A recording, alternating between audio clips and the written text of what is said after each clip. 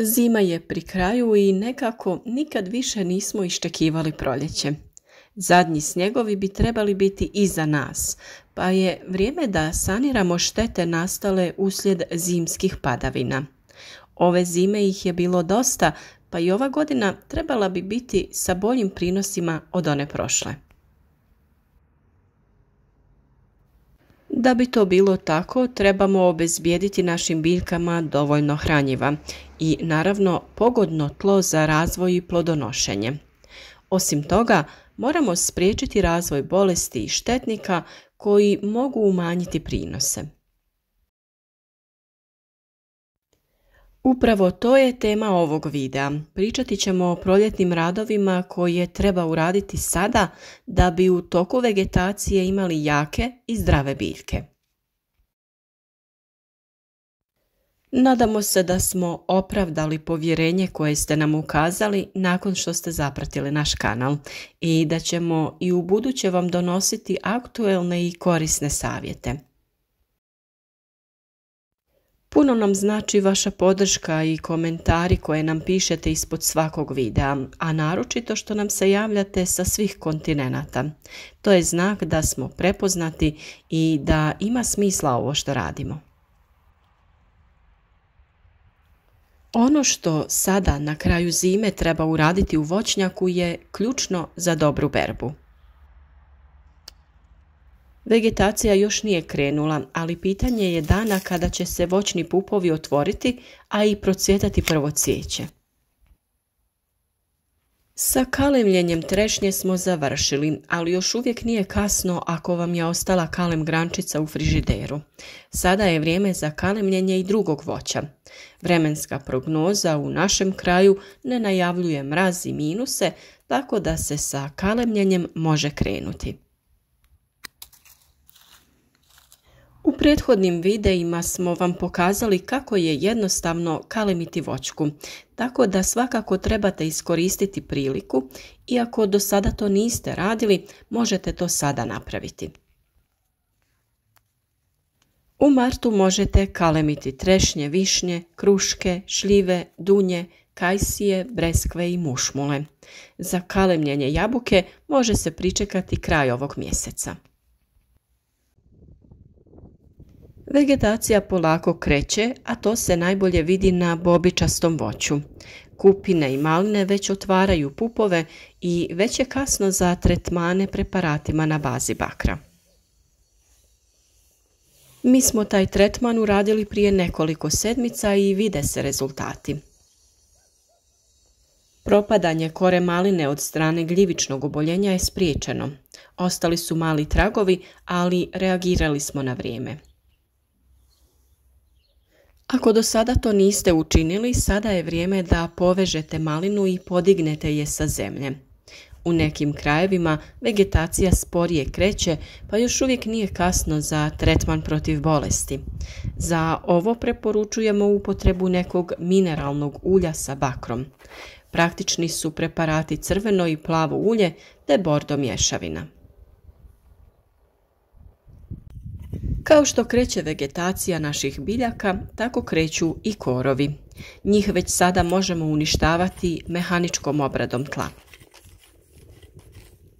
U ovo vrijeme dok je tlo još rahlo i mekano, preporučujemo alat pod nazivom ploskorez sa kojim radimo stojeći, te na taj način sprečavamo bolove u koljenima i leđima. Nije ga teško napraviti, a može se kupiti u bolje opremljenim trgovinama sa vrtnom opremom. Nakon zime saniramo i voćke koje na sebi imaju oštećenja uslijed bolesti ili nekog štetnika. Mi ćemo pokušati spasiti marelicu od propadanja tako što ćemo očistiti oštećenja i tretirati je sredstvom na bazi bakra. Ovaj tretman treba primijeniti i kod breskve za sprječavanje kovrčavosti lista. Nakon što smo u jesen okopali naše voćke, zemlja je izmrzla i lako je možemo ponovo prekopati. Idealno je vrijeme, ako već niste, da u tu zonu dodate stajsko ili mineralno gnojivo. Idealna kombinacija je dodavanje i jednog i drugog hranjiva. Kada je u pitanju gnojidba voća, sada je potrebno dodavati hranjiva koja se sporije razgrađuju. To su hranjiva koja imaju veće količine fosfora i kalija, a oni su jako bitni za ostvarivanje dobrih prinosa. Mi za naše voćke koristimo hranjiva Fertina Agro Biotech jer su se pokazala dosta kvalitetna. U videima u narednom periodu opisati ćemo program prihrane za različite voćne vrste. Nadamo se da će informacije i tada biti korisne. Naše voćke nismo krečili da bi voćnjak bio ljepši, već da bi u prvom redu smanjili djelovanje bolesti i štetnika, a u drugom da bi smanjili zagrijavanje korena voćkama. Na taj način usporavamo vegetaciju i odgađamo cvjetanje za nekih 10 dana. To je jako bitno kod proljetnih mrazeva. Nadamo se da ih sada neće više biti. Ako vam nije dostupno stajsko gnojivo, gnojidbu možete izvršiti i sa peletiranim stajnjakom. Ovakav način gnojidbe se pokazao dosta dobar, jer ovakvom gnojidbom ne unosimo sjeme korova u tlo, što nam sa običnim stajnjakom predstavlja dosta velik problem. Razbacivanjem nekoliko kilograma peletiranog stajnjaka oko voćke i miješanjem sa zemljom dati ćemo našim biljkama dovoljno hranjiva za razvoj u ovoj godini. Čest problem kod starijih voćnjaka je pojava lišaja i mahovine, što može biti problem. Sami lišaj i mahovina nisu taj veliki problem, međutim oni stvaraju utočište za većinu štetnika koji se javljaju tokom godine na našim voćkama. Pored toga, pod mahovinom se zadržava vlaga i često kora drveta bude trula i propada, a to najčešće prodire u dubinu drveta.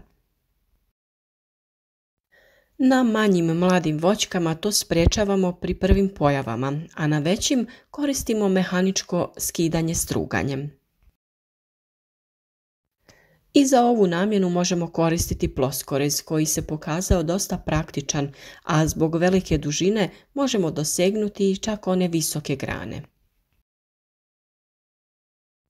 Za smanjenje djelovanja mahovine možemo koristiti kreč, a preporučujemo da mjesta sa kojih smo uklonili mahovinu premažemo otopinom kreča i plavog kamena. Pored obogaćivanja tla hranjivom, često je potrebno uraditi i pH korekciju kiselosti tla. Ako je tlo kiselo, u njega možemo dodati građevinsko vapno ili kreč sa kojim ćemo tlu vratiti optimalnu pH vrijednost. Na taj način će se biljke bolje razvijati i plodonositi. Sada je vrijeme i za presađivanje reznica koje smo ljetos posadili i na taj način razmnožili naše žbunaste voćke. Ovaj način razmnožavanja dobro se pokazao kod ribizle, aronije, borovnice, ali i kod grožđa i smokve.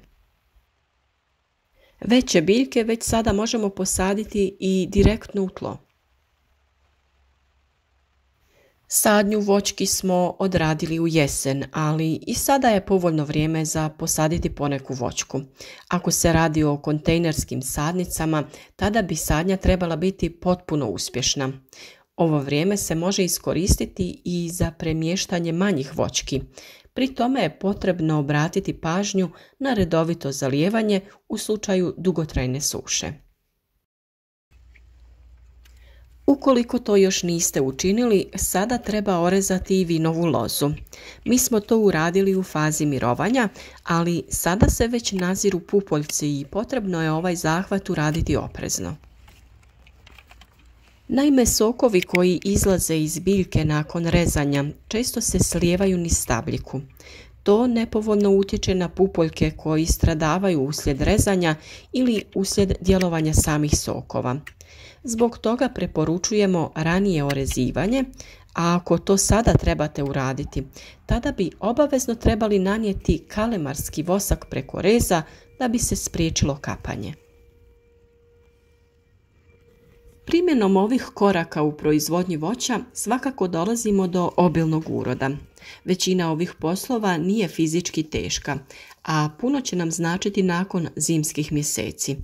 Izlazak u prirodu blagotvorno djeluje na naš organizam, pa preporučujemo svima koji imaju voćnjak da prošeću po njemu i naprave plan radova za ovo proljeće. Tako malo prostora je potrebno za uzgoj voćaka. Nadamo se da ga imate i da ćete obogatiti svoj vrt ili dvorište nekom od voćaka. Pišite nam kao i uvijek u komentarima o vašim voćnjacima i voću koje uzgajate, a ako vam se video svidio, dodajte jedan like. Podržite naš rad dijeljenjem naših videa sa prijateljima na vašim društvenim mrežama.